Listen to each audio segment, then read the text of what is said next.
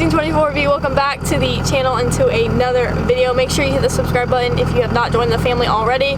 We're sitting here in Rosine and doing something today that was really last minute planned. I knew I wanted to do this for a while and know what I'm looking at, but if you don't know by the thumbnail already, we are going to go by the paint shop and get a quote today for what we're looking at price-wise. And I don't know for sure when we're going to be doing it, but it's eventually going to be done, so I figured why not just get a quote real quick.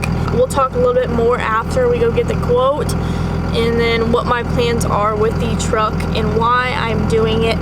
But let's get in today's video. Alright guys, so we are back from the paint shop, and I apologize if the lighting's kind of weird. I had it over there positioned, but my face was a little bit too dark, so I had to reposition the camera and have the sun basically blaring at my eyes. That's why I'm squinting.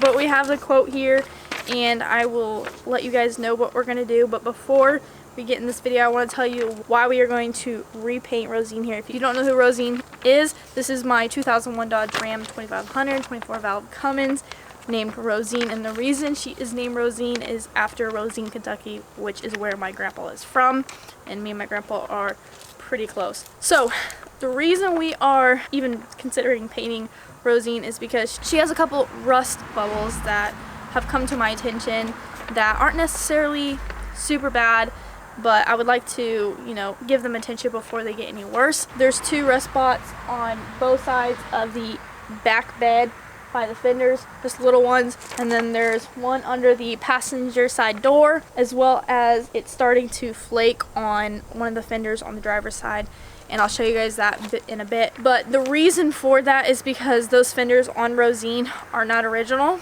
and they're, I believe, aftermarket ones that are a little bit of a cheaper option, so they rust really quick. So what my thought is I'm going to find rust-free second gen fenders for both sides, so that way they also line up with the contour of the truck, because right now they're off and it looks kind of odd. It has this gap, and it's going to help prevent down the road them ever rusting again.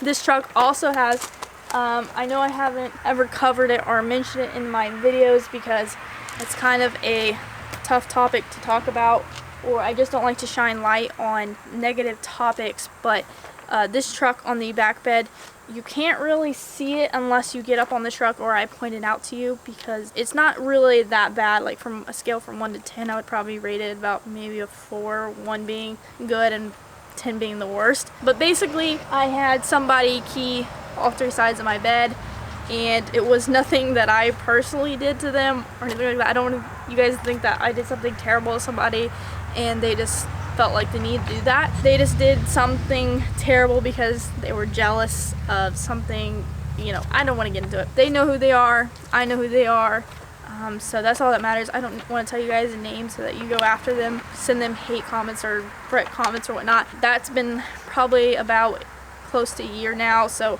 I've been well over it since that happened, and I'm a very spiritual person, so I haven't really mentioned that topic, I guess, in my videos.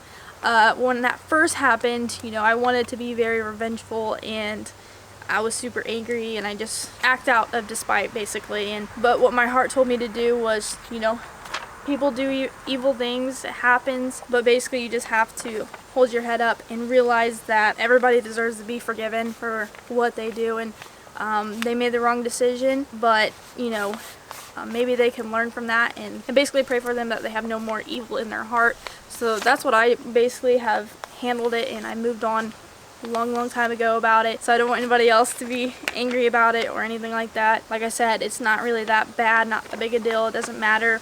Either way, I knew I was going to eventually repaint Rosine because she does not have a clear coat on top of her. It was just a really cheap paint job on there.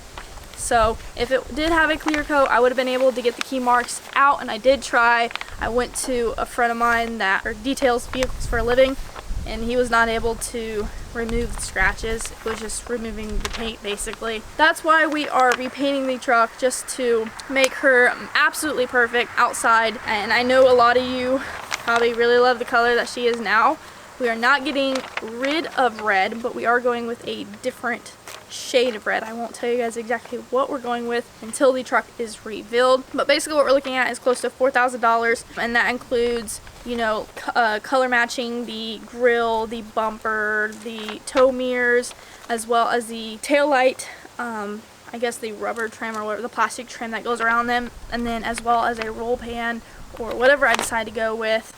That will be color matched as well, along with rust repair, so all those bubbles will be gone, and hopefully we can prevent any furthermore. I won't be driving her at all in the winter. From now on I'll be driving the DB build because she is supposed to be my daily driver.